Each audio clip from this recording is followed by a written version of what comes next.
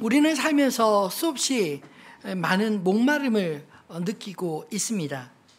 물 한 모금으로는 도저히 해결될 수 없는 갈증, 삶의 깊은 곳에서부터 올라오는 그런 영적인 갈증들 여러분 경험해 보지 않으셨나요?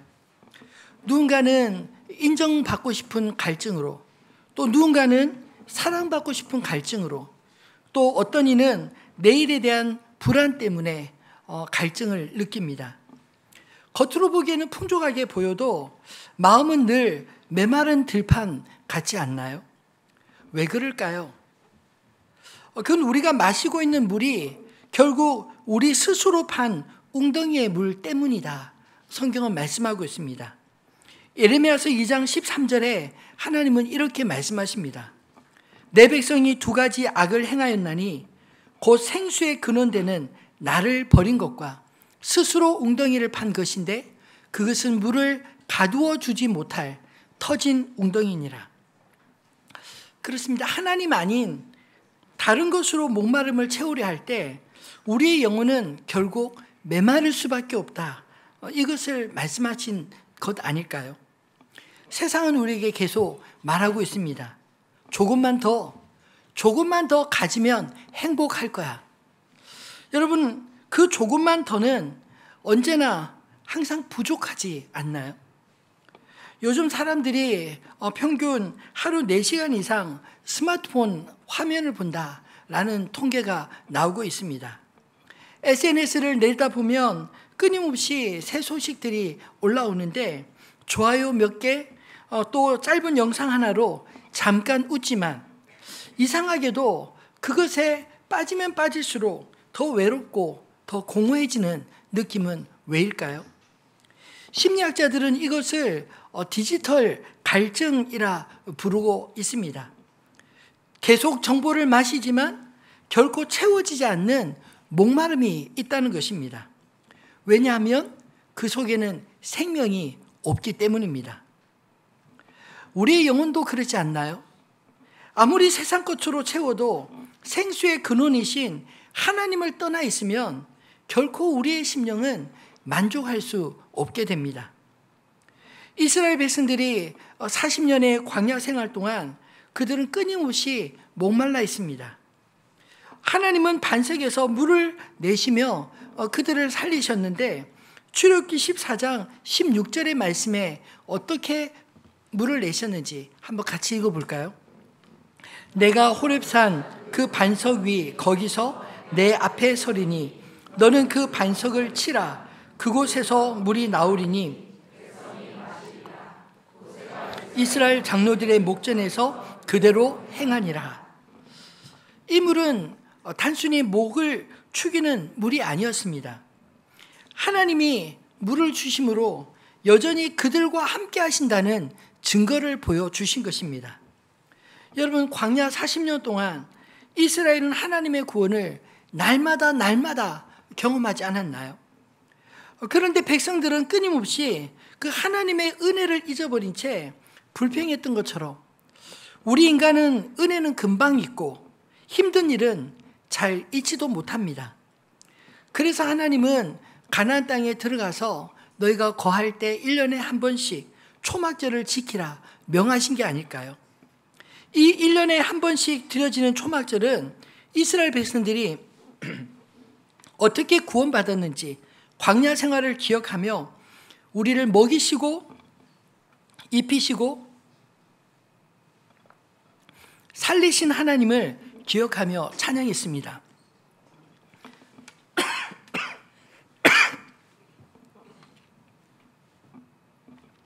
오늘은 바로 그 초막절 마지막 날인 추수감사 주일입니다. 여러분, 그동안 우리는 감사절에 어떤 생각을 하셨습니까?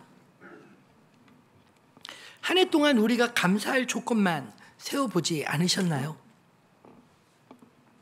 그러나 초막절의 감사는 단지 풍성한 수확을 세워보는 날이 아니라 생수의 근원이신 예수님께로 우리의 삶의 방향을 돌리는 날인 것입니다. 감사는 내가 얻은 것이 아니라 누가 나의 생명의 근원이신가 그 사실을 깨닫고 고백하는 날인 것입니다. 만약 우리의 감사가 풍년의 결실에만 멈춰 선다면 그것은 초막절을 기념하던 옛 백성들의 감사와 다를 바 없을 것입니다. 하지만 우리의 감사가 예수 그리스도께로 향할 때 그것은 단지 기념하는 날만 아니라 우리의 구원의 날마다의 노래가 되지 않을까요? 이제 말씀의 초점을 오늘 주인공인 예수님께로 향해 보도록 하겠습니다.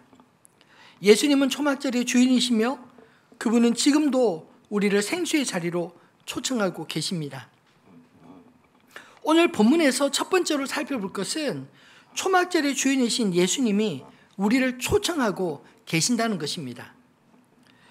오늘 본문은 초막절의 마지막 날 제사장들이 실로암못에서 물을 길어 성전 제단에 붓는 그날에 있었던 일입니다.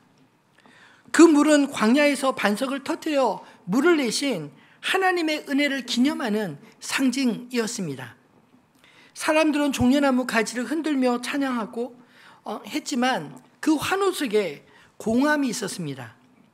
왜냐하면 초막절의 기억은 남아있지만 생수의 근원이신 하나님은 그들 안에 계시지 않았기 때문입니다. 그때 예수님께서 초막절 마지막 날 일어서 외치셨습니다. 누구든지 목마르거든 내게로 와서 마시라. 여러분, 이 말씀은 단순한 제안이 아닙니다. 초막절의 상징과 전통을 깨트리며 참된 생수의 근원이 누구인지 선포하신 구속사적인 선언이었습니다. 이제는 단지 물을 기념하는 것이 아니라 나에게 와서 생수를 마시라. 예수님은 초막절의 주인이자 완성자로 말씀하신 것입니다. 예수님의 이 초청에는 세 가지 의미가 있습니다. 첫째, 예수님의 초청은 모든 사람에게 말씀하신 것입니다. 오늘 본문에서 주님은 누구든지 라고 말씀하고 있지 않나요? 이 누구든지에는 다른 조건이 붙지 않았습니다.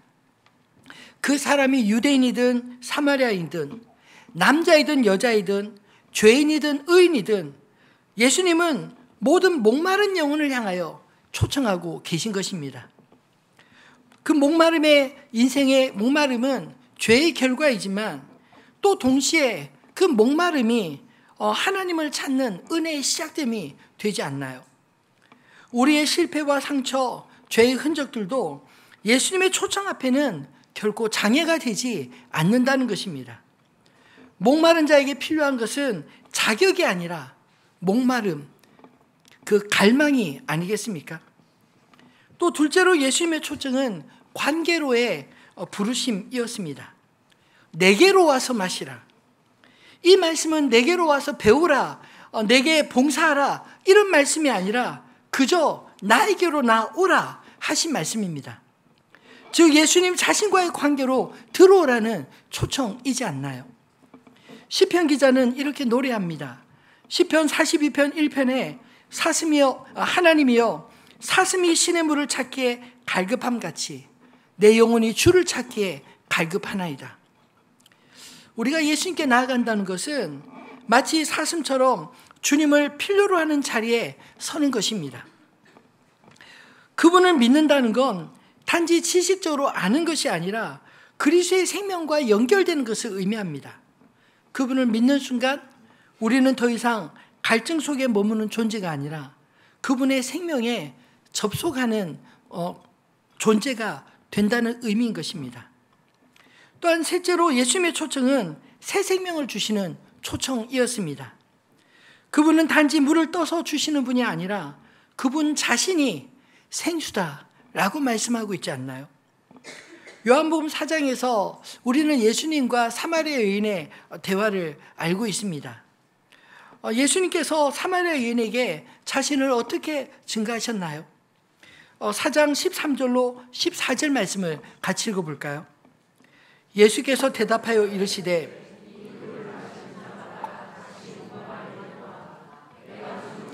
마시는 자는 영원히 목마르지 아니하리니 내가 주는 물은 그 속에서 영생하도록 솟아나는 샘물이 되리라. 아멘. 이 여인은 이미 6 남편이 있었지만 마음은 여전히 목마른 여인이었습니다. 그러나 예수님을 만나고 그가 메시아라는 사실을 발견한 순간 그의 내면에서 영원한 샘물이 정말 솟아났습니다.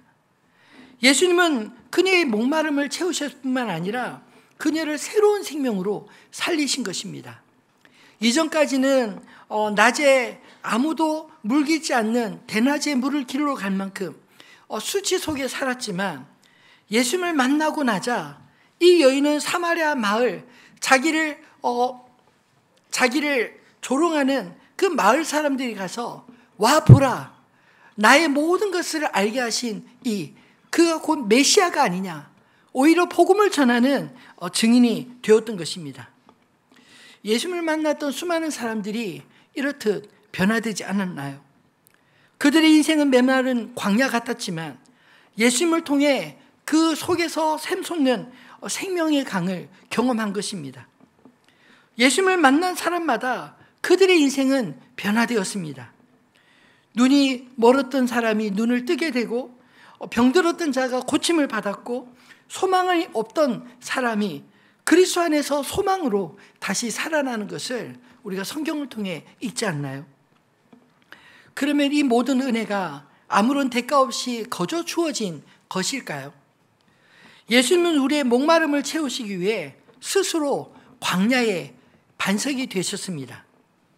모세가 반석을 쳐서 물이 터져나오게 했던 것처럼 예수님은 십자가 위에서 자신의 몸을 쳐서 우리를 살리는 생수가 된 것입니다. 요한복음 19장 34절 말씀을 보면 그중 한 군인이 창으로 옆구리를 찌르니 곧 피와 물이 나오더라 라고 기록하고 있지 않나요? 그 물은 단순한 상징이 아니라 생명의 물, 곧 그를 통하여 나올 구원의 강물을 의미하는 게 아닐까요? 초막절에 제사장들이 제단에 물을 붓던 그 의식은 바로 이 십자가의 장면에서 영원한 실체로 완성되었습니다.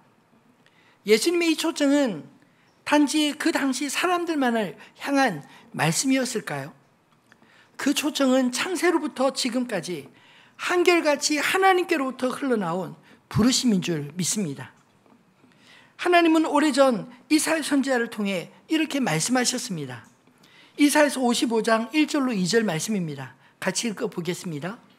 오호라 너희 모든 목마른 자들아 물로 나오라 돈 없는 자도 오라 너희는 와서 사 먹되 돈 없이 값 없이 와서 포도주와 젖을 사라 너희가 어찌하여 양식이 아닌 것을 위하여 은을 달아주며 내게 듣고 들을지어다 그리하면 너희가 좋은 것을 먹을 것이며 너희 마음이 기름진 것으로 즐거움을 얻으리라. 아멘.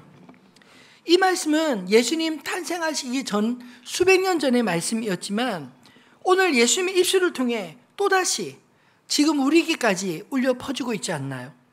누구든지 목마른 그든 내게로 와서 마시라. 똑같은 음성, 똑같은 하나님, 똑같은 생명의 초대인 것입니다.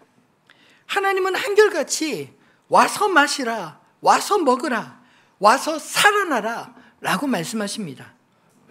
그 초청에 응답하는 사람들마다 그 안에서 영원히 목마르지 않을 생명을 얻게 될 줄 믿습니다. 그렇다면 예수님께 나와 마신 사람들에게 어떤 변화가 나타날까요? 두 번째로 살펴볼 것은 초막절의 주인이신 예수님은 성령님을 통해 지금도 우리와 동행하신다라는 것입니다. 예수님은 누구든지 내게로 와서 마시라 하신 후에 이렇게 말씀하십니다. 38절에 나를 믿는 자는 성경의 이름과 같이 그 배에서 생수의 강이 흘러나오리라 하시니 여기서 그 배라는 표현은 단지 우리 육체의 한 부분 배를 의미하는 것이 아닙니다. 그것은 사람의 내면 곧 영혼의 중심을 뜻합니다. 곧 예수님을 믿는 자의 영혼 깊은 곳에서 생수의 강이 흘러나오게 되리라 약속입니다. 앞에 마시라는 말이 초청이었다면 이제 흘러나오리라는 말씀은 동행의 삶을 의미합니다. 예수님께로 와서 마셨다면 이제는 그 생명을 흘려내보내야 하지 않을까요? 예수님께서 약속하신 그 생수는 바로 성령님을 가리키고 있습니다. 요한은 친절하게 뒤에 이어 39절에 말씀하고 있습니다. 이는 그를 믿는 자들이 받을 성령을 가리켜 말씀하신 것이라. 예수께서 아직 영광을 받지 않으셨으므로 성령이 아직 그들에게 계시지 아니하시더라. 여기서 영광을 받지 아니하셨다라는 것은 예수님이 아직 십자가를 지시지 않았다, 아직 부활하지 않았기에 구속의 사역이 완성되지 않은 상태를 의미합니다. 즉 성령님은 예수님의 구속 사역을 통해 오순절날 성령을 통해 우리 가운데 오셨습니다. 이 성령님은 예수님과 분리된 또 다른 존재가 아닙니다. 그분은 예수님의 임재를 현재형으로 경험하게 하시는 삼위일체 하나님 되십니다. 예수님의 하신 말씀을 기억나게 하시고 그 뜻이 우리 일상 속에 실현되게 하시는 분이십니다. 요한복음 14장 16절 말씀을 같이 읽어볼까요? 내가 아버지께 구하겠으니 그가 또 다른 보혜사를 너에게 주사 영원토록 너희와 함께 있게 하리니. 아멘. 여기 보혜사라는 말은 파라클레토스라는 헬라어로 곁에서 돕는 자, 위로자, 상담자, 동행자 이런 뜻들을 가지고 있습니다. 성령님은 예수님이 떠나신 이후에 그분의 임재를 제자들의 삶 속에 더욱 넓고 깊게 확장시켜 가셨습니다. 예수님은 또 요한복음 16장에 성령님을 이렇게 설명하고 있습니다. 8절에 그가 와서 죄에 대하여, 의에 대하여, 심판에 대하여 세상을 책망하시리라. 또 14절에 그가 내 영광으로 나타내리니 내 것을 가지고 너에게 알리시겠습니다. 성령님은 우리 안에서 예수님을 드러내시고 예수님의 말씀을 깨닫게 하시며 예수님의 마음으로 살게 하시는 분이신 것입니다. 성령님은 단지 우리 안에 머물러 계시기만 하지 않으시고 함께 우리와 걸어가시는 분, 곧 우리와 동행하시는 하나님이신 줄을 믿으시기 바랍니다. 예수님은 요한복음 15장에 포도나무의 비유로 이 관계를 설명하셨습니다. 우리 15장 5절 말씀 같이 읽어볼까요? 나는 포도나무요 너희는 가지라.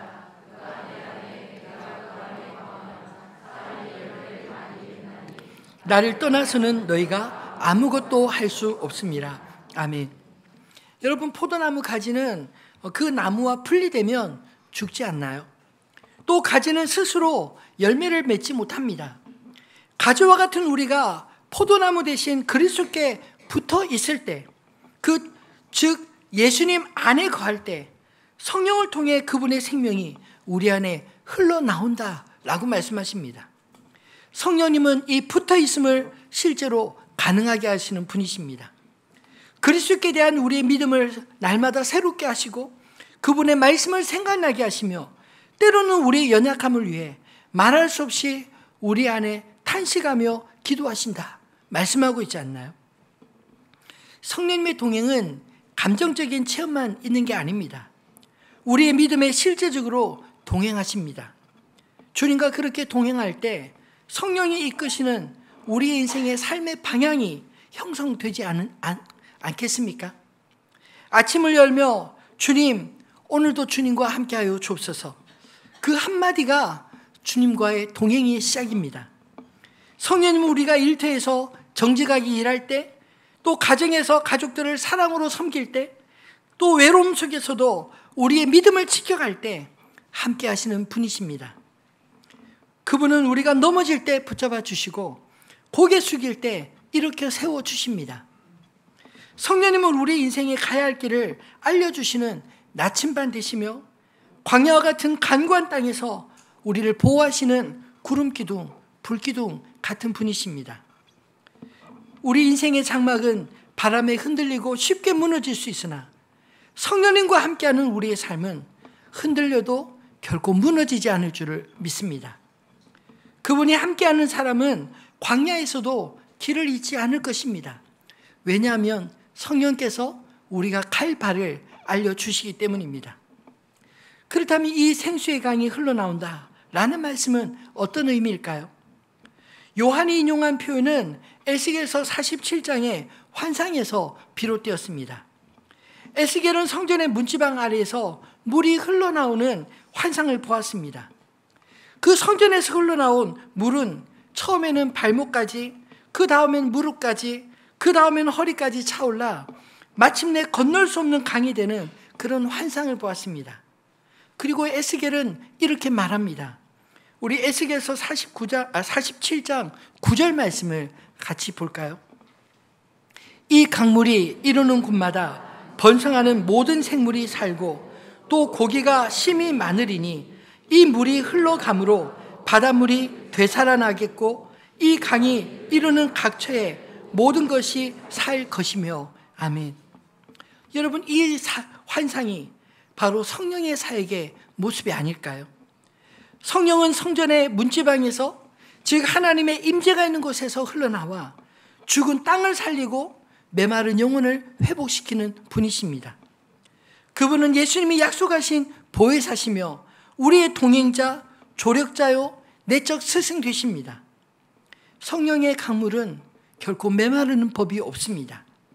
그 강물이 흘러가는 곳마다 죽은 것이 살아나고 메마른 땅에 생명이 움트게 된다라고 말씀하시지 않나요? 사랑하는 성도분, 우리의 삶도 마찬가지입니다. 성령님이 함께 하실 때 우리의 말은 누군가의 생명을 살리고 우리의 손길은 회복을 일으키며 우리의 삶이 누군가의 은혜의 통로가 되지 않을까요?